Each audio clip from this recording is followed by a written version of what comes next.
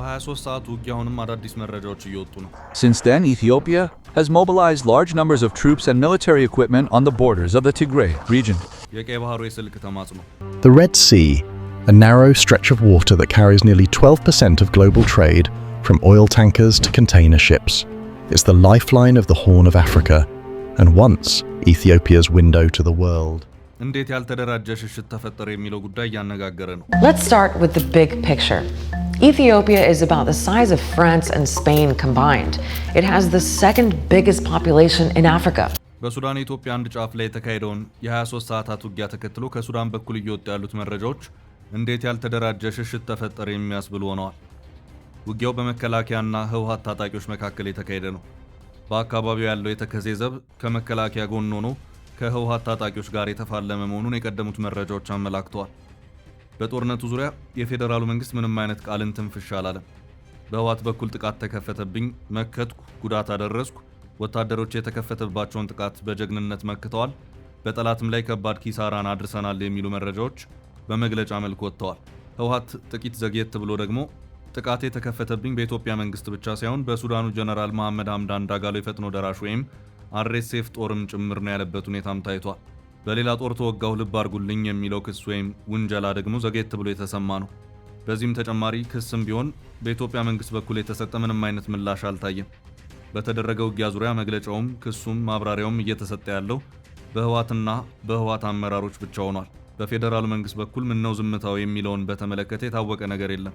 በርከት ያሉ ዓለም አቀፍ መገናኛ ብዙሃን ስለ አንድ ቀኑ ጦርነት ዘገባዎቻቸውን ሲሰሩ የፌዴራል መንግስቱን ድምጽ ያካተቱበት ሁኔታ አልታየም።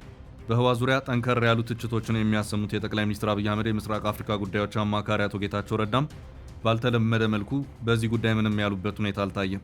ዝምታን መርጠዋል። ቢቢሲ አማርኛው ድረገጽ ከሰሞኑ ባሰራጨው አንድ ዘገባው ከመንግስት ኮሚኒኬሽን ጉዳዮች ሚኒስቴር እንዲሁም ከመከላከያ ሚኒስቴር የህዝብ ግንኙነት ማብራሪያ ለመጠየቅ በስልክና በአጭር የጽሑፍ መልእክት ጥረት አድርጌ ነበር፣ አልተሳካልኝም ብሏል።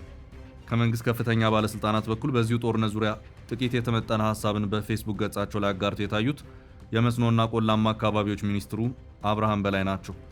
ሚኒስትሩ በትግርኛ ባሰፈሩት ጽሑፋቸው ህወሓት በሸረሪና በኩል ጦርነት አውጇል በማለት ከሰው ይህ ጦርነት ከወዲሁ ካልቆመ የከፋ ጉዳት ይከተላል ሲሉ በማሳሰብ ሐሳባቸውን የዘጉበት ሁኔታ ታይቷል።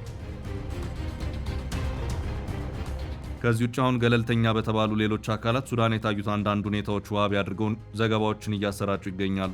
አንደኛው በጊዜው ከተካሄደው ውጊያ ጋር በተያያዘ በመቶዎች የሚቆጠሩ ሲቪሎች አካባቢውን ለቀው ወደ ሱዳን የገቡ መሆኑን የሚያመለክት ሲሆን፣ ሌላኛው ደግሞ ውጊያውን ተከትሎ ባልተደራጀ አኳኋን ያፈገፈጉት የህወሓት ታጣቂዎች ኢትዮጵያን አቋርጦ ወደ ሱዳን በሚሄደው የተከዜ ወንዝ ውስጥ ሳይቀር የገቡ መሆኑን ነው።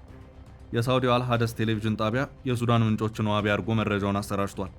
የቱርኩ ቲአርቲ ወርልድ የህወሓት ተዋጊዎች አስክሬን በተከዜ ወንዝ ውስጥ ታየ ባይልም የቆሰሉ ተዋጊዎች ወደ ሱዳን አፈግፍገው የሱዳን የመጀመሪያ እርዳታ ሰጪዎች ሕክምና እንደሰጧቸውና አንዳንዶቹም ወደ ስደተኞች መጠለያ እንደገቡም አመላክቷል።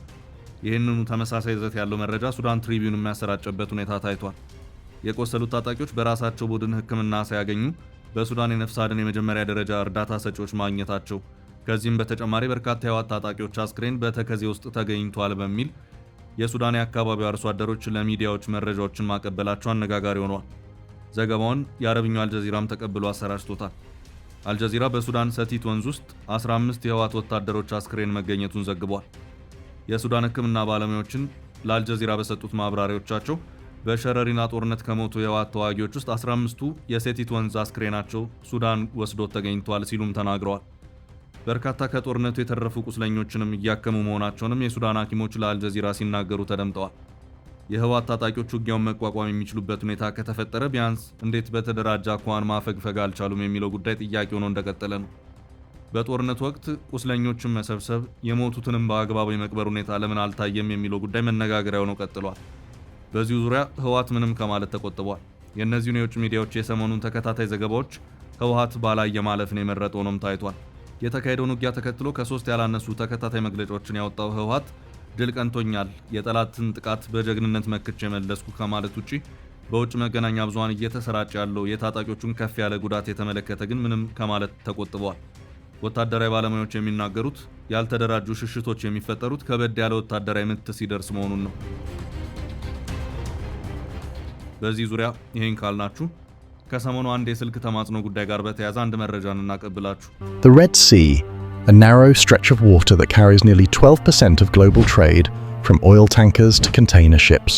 It's the lifeline of the Horn of Africa and once Ethiopia's window to the world. ከሰሞኑ ኤርትራን ጨምሮ 4 የኢትዮጵያ ጎረቤት ሀገራትን ከጎን ይሁኑ በማለት ለቀይ ባህር ደህንነት የራሴን ትብብር መሰረታለሁ ያለችው ሳውዲ አረቢያ አንድም ነገር ሳይጀመር ነገር ሊበላሽ ነው የሚል ስጋት ውስጥ ገብታለች። ሶማሊያን፣ ኤርትራን፣ ጅቡቲንና ሱዳንን ጨምሮ ሌሎች የቀጠና ሀገራትን በመጥራት በቀይ ባህር ጉዳይ እንተባበር ያለችው ሳውዲ አረቢያ ትራምፕ ነገር እንዳያበላሹ ሌላ የጀርባ ተማጽኖ ውስጥ የገባች መሆኗን ዘገባዎቹ አመላክተዋል። የሳውዲ ተማጽኖን ትራምፕ የቆመውን የኢራን ጦርነት እንዳይቀሰቅሱ ለማድረግ ያለመ ነው ተብሏል። ከዚሁ ጋር በተያያዘም የሳውዲው አልጋ ወራሽ መሐመድ ቢን ሰልማን ለፕሬዝዳንት ዶናልድ ትራምፕ የተማጽኖ ስልክን የደወለ መሆኑን ሳውዲ ፕሬስ ኤጀንሲ እንደዚሁም አልጀዚራ በዘገባዎቻቸው አመላክተዋል። አሁን ባለው ሁኔታ አሜሪካ በኢራን ላይ የምትፈጽማቸው ድብደባዎች ቆመዋል። ለእያንዳንዱ የአሜሪካ ጥቃት ሳታቋርጥ ምላሽ የምትሰጠው ኢራን ብትሆን ካልነካችሁኝ አልነካችሁም በሚል የመልስ ምቷን አቁማለች። ሆኖም የሆርሙዝ ወሽመጥ አሁንም እንደተዘጋ ነው። ትራምፕ በሰማይም በባህርም ቢሉ ዳግም የተዘጋውን ሆርሙዝን ማስከፈት አልቻሉ። ይህም በመሆኑ ሳውዲን ጨምሮ የቀጠናው ነዳጅ ላኪ ሀገራት የነዳጅ ምርቶቻቸውን በሆርሙዝ ወሽመጥ በኩል አውጥተው መሸጥ አልቻሉ። ከእነዚሁ ሀገራት መካከል አንዷ ሳውዲ አረቢያ ናት። በእርግጥ ሳውዲ ተፈጥሮ ሁለት መውጫ በር ስለሰጣት በፐርሺያን ገልፍ በኩል የሆርሙዝ ሰርጥ ሲዘጋባት ፊቷን ወደ ቀይ ባህር አዙራለች። ሳውዲ በፐርሺያን ገልፍና በቀይ ባህር መካከል የምትገኝ ሀገር በመሆኗ ከኢራኑ የሆርሙዝ መዘጋት በተወሰነ ደረጃም ቢሆን አምልጣለች። የነዳጅ ምርቷን በፐርሺያን ገልፍ በኩል ለማሳለፍ የግድ የሆርሙዝ ወሽመጥን ማቋረጥ ይጠበቅባታል። ይህ መስመር ደግሞ በኢራን ጥርቅም ተደርጎ ተዘግቷል። እናም አሁን የሳውዲ ሙሉ የነዳጅ ኤክስፖርት ርብርብ ያረፈው ቀይ ባህር ላይ ነው። ችግሩ ቀይ ባህር ላይ የኢራን አጋር የሆኑት የየመን ሁቲዎች መኖራቸው ነው።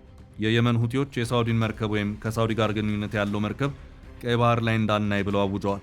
በዚህም የቀረኛ አንድ አይን ሊጠፋ ነው በሚል የሳውዲ ባለስልጣናት ጭንቅ ውስጥ ገብተዋል። ከሁለቱም መውጫ መግቢያ በር ሁለቱም ከተዘጋብን ምን እንሆናለን ያሉት የሳውዲ ባለስልጣናት የቀይ ባህሩን ጉዳይ እንደ ግብፅ፣ ኤርትራ፣ ሶማሊያና ጅቡቲ ጋር በትብብር ለመከላከል ሲያስቡ የሆርሙዝን ጉዳይ ደግሞ ከጦርነት ይልቅ በድርድር ቢፈታ ይሻላል የሚልን አቋም ይዘዋል። በዚህ መሃል ደግሞ ትራምፕ ኢራንን ጥቂት ካልደበደብኩ በማለት ያዙ ይልቀቁኝ እያሉ ነው። ኢራንም ከነካችሁኝ እንደ ሁልጊዜው መልሳለኝ ስትል አስጠንቅቃለች። የሳውዲ ባለስልጣናት ዳግም ትራምፕ ኢራንን መደብደብ ከጀመሩ ቀይ ባህር ላይ የጀመርነው ስራ ይበላሻል በሚል ትራምፕን እየተማጸኑ ነው። የአልጋ ወራሹ መሐመድ ቢን ሰልማን ትራምፕን በስልክ ደውሎ እባክዎትን እንዳይተኩሱ የሚለው ተማጽኖም ከዚሁ ጋር የተያያዘ መሆኑ ተነግሯል። የኢራን አሜሪካ ጦርነት ዳግም ከተቀሰቀሰ በቀይ ባህርም የየመን ሁቲዎች እንቅስቃሴ ይጠናከራል በሚለው ስጋት ውስጥ ያለችው ሳውዲ ትራምፕን አብዝታ እየተማጸነች መሆኑን ዘገባዎቹ አመላክተዋል። በሌላ አቅጣጫ ፕሬዚዳንት ዶናልድ ትራምፕ ሆርሙዝንና የኢራንን ኒኩሌር ማዕከል ባደረገ መልኩ ሀገራቸው አሜሪካ ከኢራን ጋር ድርድር ላይ ናት ብለዋል። ኢራን ሆርሙዝን በተመለከተ አሜሪካ ምን አገባት? መነጋገርም ካለብን ሰርጡን ከምትጋራው ኦማን ጋር ብቻ መሆን አለበት የሚል አቋምን እያንጸባረቀች ትገኛለች። ትራምፕ የአሜሪካና የኢራን ድርድር መቀጠሉን አንስተው ቴህራን የመጨረሻ ዕድል እንደተሰጣት ገልጸዋል። ጦርነቱ አላዋጣም፣ ፕሬዚዳንት ትራምፕ ባኮት ችግሩን በድርድር ይቋጩ በማለት እየተማጸኑ የሚገኙት ከሳውዲም ባለፈ ሌሎች የቀጠናው ሀገራት ጭምር መሆናቸውንም ትራምፕ በነጩ ቤተ መንግስት በሰጡት መግለጫ አስታውቀዋል። እነዚህ ሀገራትም ኳታር፣ ባህሬን እና ኩዌት እንደዚሁም የተባበሩት አረብ ኤምሬትስ ናቸው ተብሏል። እየተካሄደ ያለው የተባለውን ድርድር በተመለከተ ኢራን የማውቀው ነገር የለም የምን ድርድር ነው ብላለች። ትራምፕ ደግሞ ሁለት ወሳኝ ነጥቦች ላይ የትኩረት አቅጣጫዎቻችንን በማሳረፍ እየተነጋገርን እንደሆነ መታወቅ አለበት። አንደኛው የኢራን ኒኩሌር ሲሆን ሌላኛው ደግሞ የሆርሙዝ ወሽመጥን ዳግም መከፈት ይመለከታል ሲሉም አስረግጠው አስታውቀዋል።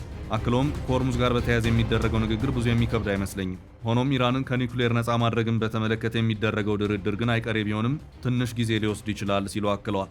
የውጭ ጉዳይ ሚኒስቴር ቃል አቀባይ እስማኤል ባጋይ የእኛ ድርድር ከኦማን ጋር ነው፣ እሱም ቢሆን ወሳኝ በሆነ የነዳጅ መተላለፊያ በሆርሙዝ የባህር ሰርጥ በኩል ያለውን መተላለፊያ ደህንነት ማረጋገጥ ብቻ የሚመለከት እንደሆነ መታወቅ አለበት ሲሉም ተናግረዋል።